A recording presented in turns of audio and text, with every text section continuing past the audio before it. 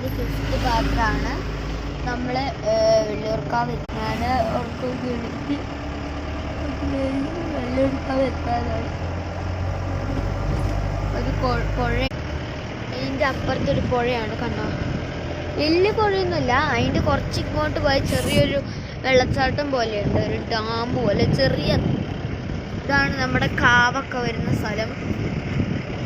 നമ്മൾ കളിക്കുന്ന ഇവിടെ ഒരു വലിയ പാലം ഉണ്ടാക്കാൻ പോകണം.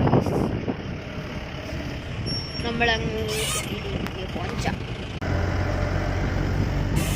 അടുത്തുള്ള തുടർച്ചയുള്ള വീഡിയോ കാണാം.